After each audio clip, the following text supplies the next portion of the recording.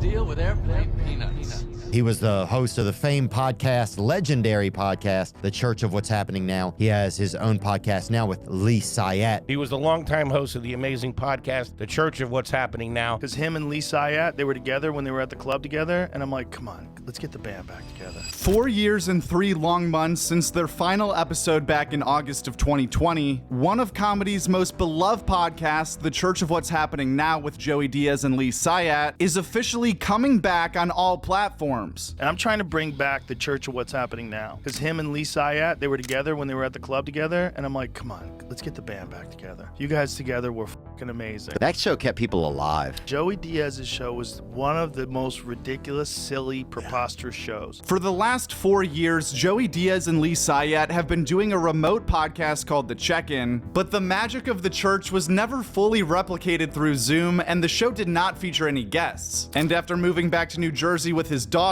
it seemed like Joey Diaz might have been slowly stepping away from the comedy world, but it turns out he's now back and better than ever. I'm back like herpes, brother. Don't worry about nothing. This will all work itself out. Today, the delivery came from the furniture. We got carpets, shades, and that's pretty much it. Now we just got to get it all set up. And I'll tell you what, I'm going to burn this Zoom. I am so happy. I'm done. Like, I'm done. I've been doing a podcast for 4 years. That has basically been a disaster. Like, you know what I'm saying? But when I moved here, that's the best I could do. I didn't even think about a Zoom. I was Zooming in guests, but they were a pain in the ass, and the Zooms wouldn't work. And it's like we had this podcast for like 10 years going, 8 years. And then for 4 years, I had like, they put me back in the B leagues, it seems like. I'm back in the farm team. And I'm okay with that because now at least it gives you start with, you know what I'm saying? And I'm sure a lot of people were disappointed, but listen, that was the best I could do with what I had to work with for a year or two. Listen, I didn't like doing it. I was having a hard time with it doing it. That's why I cut it from 2 episodes to 1. It was brutal. There are still a lot of questions left unanswered about what this return to church will actually look like. After all, this was one of the biggest comedy podcasts in the world when it ended, and still accounts for dozens of the most viral clips people are watching to this day. So right now, the excitement from fans for the New Testament is higher than Lee. So my first question to you is, how long has this return been in the works, and did Joe Rogan actually have a role in you guys returning? You know what? I'm honestly still surprised we're coming back. It's coming back the same way it ended, to be honest, just kind of out of, like, not out of nowhere. But when we ended, I think it was like June and we left in August. Like, Joey makes decisions very quickly. When I saw Rogan, it was in May. I was opening for someone at Cap City. I went down to Rogan's club, and he was talking about it, and it was great, and we were already doing the check-in, but I had no plans to move to New York. And then over the summer, I got the opportunity to move to New York for stand-up. It was kind of something that we had talked about getting an office, but I was on the road. Joey called me and said, hey, I found this great office. It's in the basement. I'm here now, and we're just setting up. So honestly, it sort of happened over the last couple of months. I think you guys know Joey. Joey does whatever he wants when he wants. Yeah. So I'm not going to say he had nothing to do with it, but it was great to see him and Theo talking about it. I don't remember most of the church, but I know we had a lot of fun. Well, was it just your location, you not being in New York by Joey, that was keeping the church from happening? Honestly, I was surprised when we started doing the check-in. We ended after 8 years of the church, and we ended on great terms, but I was 300 plus pounds. Joey had been doing stand-up forever, and we just sort of needed a break. He went to Jersey. I went back to Boston. He did Uncle Joey's joint for a little bit. We talked 4 or 5 times a week, if not more. And one day he just called me and said, hey, you want to do it on Zoom? And we've been doing it for about a year on Zoom, and the check-in's been great. When I got the opportunity to move to New York, it was just like, I'm here now. Might as well do it in person. The podcast is always better in person. Well, you said that you are in the studio. I don't mean to put you on the spot, but could we get a sneak peek for the Joke World viewers of what's going on? Yeah, so you can see it. It's not much yet, and when we start on Monday, it's gonna be a work in progress. But we're in the studio right now. This is about, I would say, 4 times bigger than our biggest office in LA. Wow. So we have a ton of room. We're gonna have a little bit of a different layout. We have a few different ideas for different It's not gonna just be the podcast anymore. We're still gonna have the podcast, but we're gonna do a lot on Joey's YouTube from this area. So trust me, I would love to dox myself. I don't know where I am. I have no idea.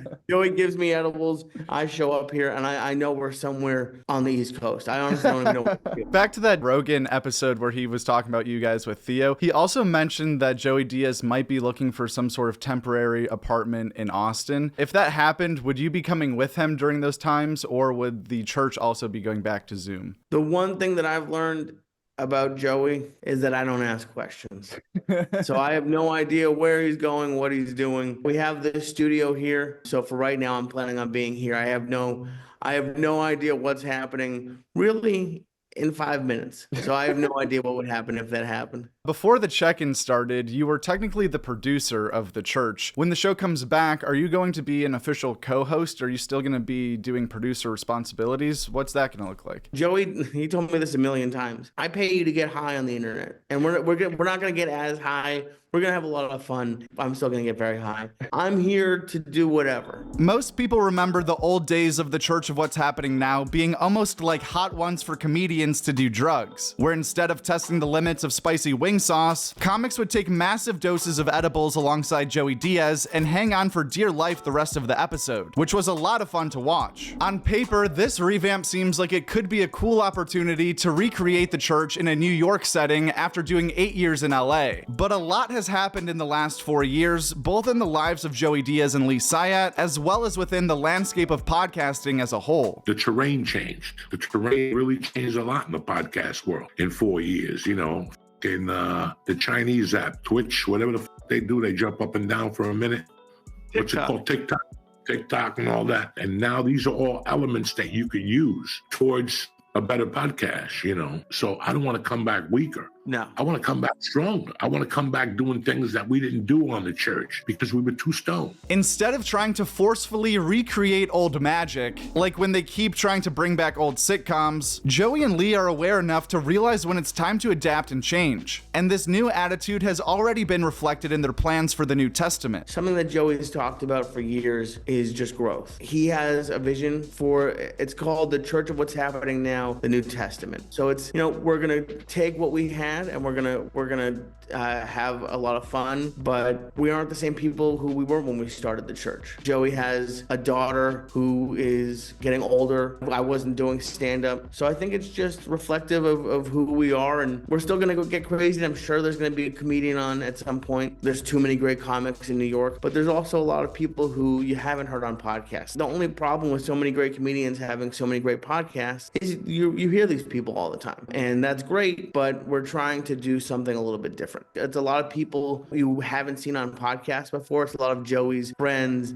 and family and people who can tell the stories that you've heard from different points of view. It's going to be something you haven't seen a lot of before. Like you said, there's so many great comedians in New York. There were so many great comedians in LA when you guys were over there. And you now are in the New York. You're one of these comedians that are performing there in New York. So how is that going for you? How is your personal stand-up journey going? How is it being in what many people consider the mecca of stand-up comedy? New York's been great. I bombed super hard last night. That was my first big bomb in New York. So that was a wake up experience. But it's been a dream of mine to live in New York since before stand-up. Mm-hmm. And now with stand-up, I feel like I'm in a dream almost. New York's been awesome. I'm slowly getting into the scene a little bit, meeting people, doing shows. I've been very lucky that the end of this year of 2024 has been booked out for a little bit. So I've been on the road a lot. I'm still going to do the road when it makes sense, but my goal in 2025 is to really get immersed into the scene and start auditioning and hopefully performing at not the Cellar, not saying I'm going to be there, but some of the other clubs in New York and the bar shows. That's what next year is going to be. So stand-up, this month, November, is 7 years of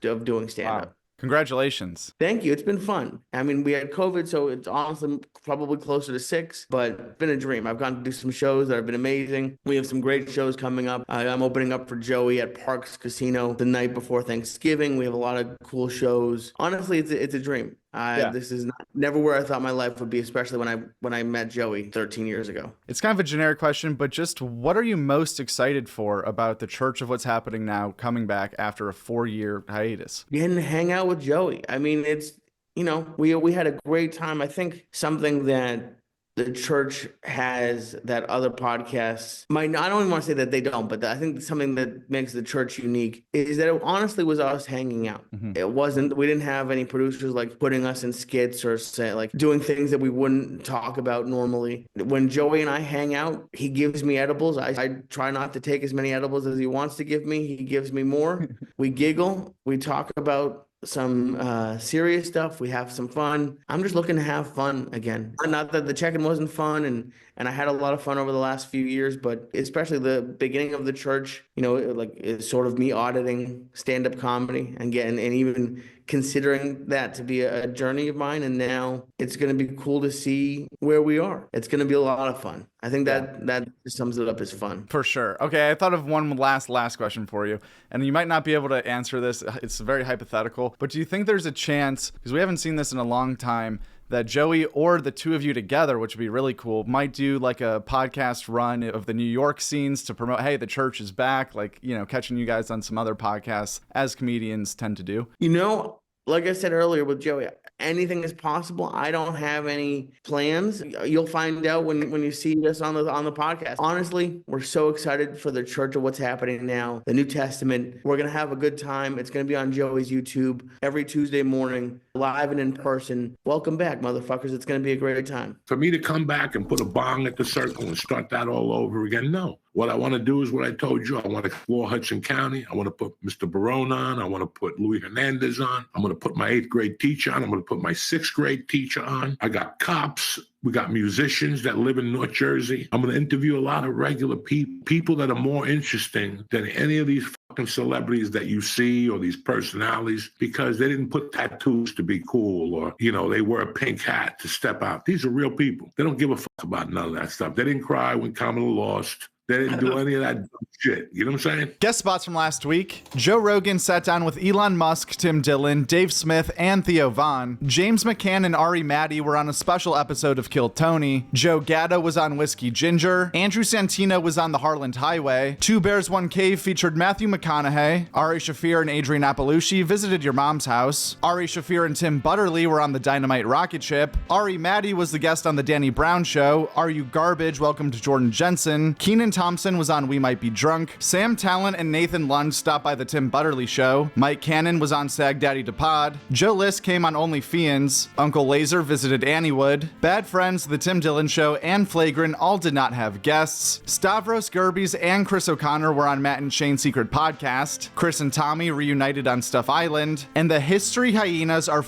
back. Surprise! And we are back. My name is Giannis Pappas, and welcome to the History Hyenas. I'm sitting here with my co-host, Chrissy Two Babies. Yeah, don't push it, don't shit your pants. Give me a sec. Hold on. There it is. Yeah, and we're back. Cuz it's 4 years later. I mean, what happened? Is it 3 or 4 years? I can't remember. I don't know. I've been in a coma. I don't know what's going on. Cuz I've had multiple babies. Yeah. I got 2 babies now. Yeah. You've lost weight, put it back on, and then lost it again.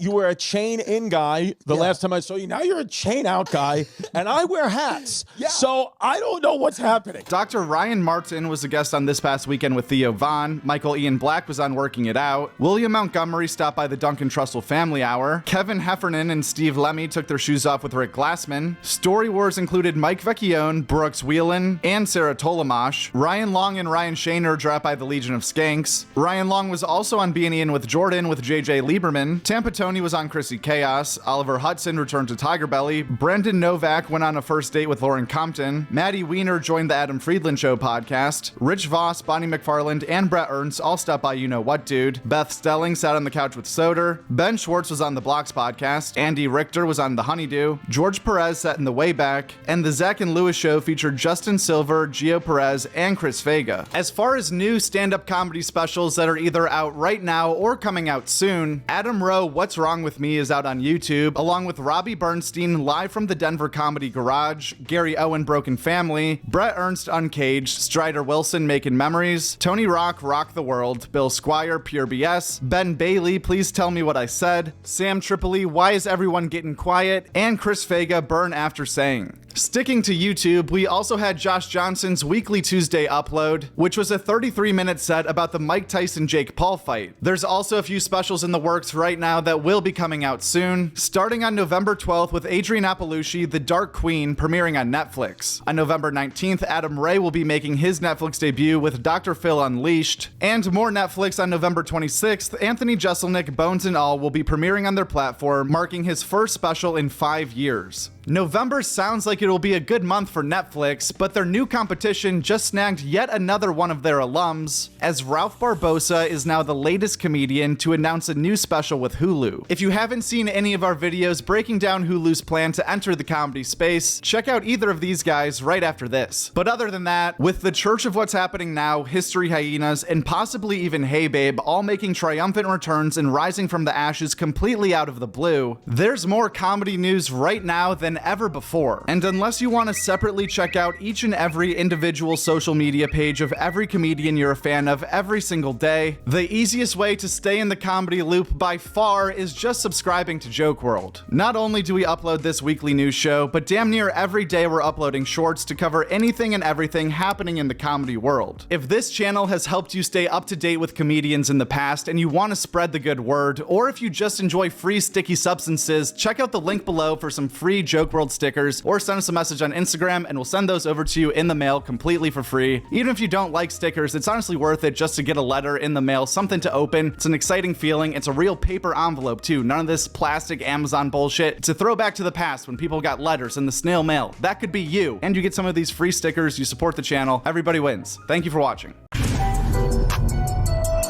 At Joke World. That's it, at Joke World. And the world is WRLD. That's a great YouTube channel, Joke World. Check it out.